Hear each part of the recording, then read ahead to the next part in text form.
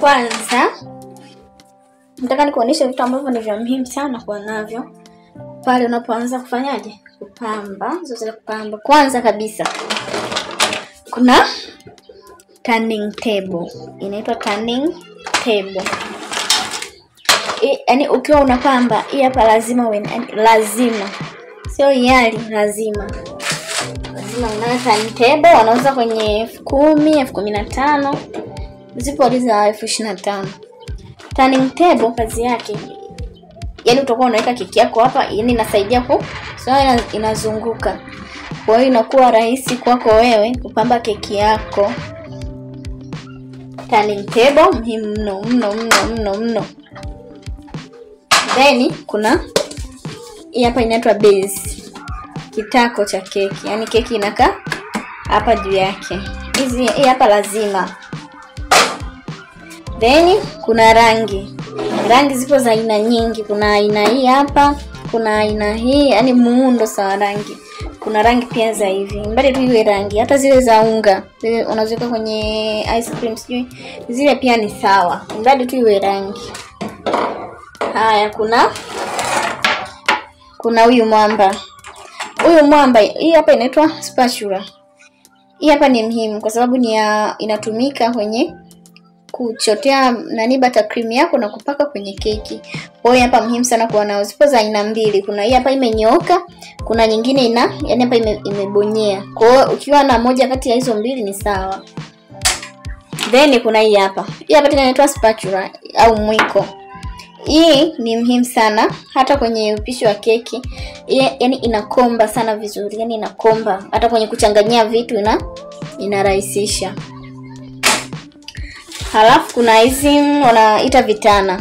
Vitana vinarahisisha kwenye upambaji wako wa keki. Labda unataka keki yako iwe na mistari na vitu kama hivyo. Kuna hii hapa. Hizi hapa zinakaa set. Kuna sehemu unaweza kukuta watu wanauza 2,500 zote hizi, sehemu nyingine 5,000. Unajua tena ni biashara, kila mtu anauza bei yake. Kwa hiyo hizi hapa ni muhimu. Sio kwamba ni muhimu sana kuwa nazo hizi, lakini naona unajua tena ni biashara, kila mtu anauza bei yake. Kwa hiyo hizi hapa ni muhimu.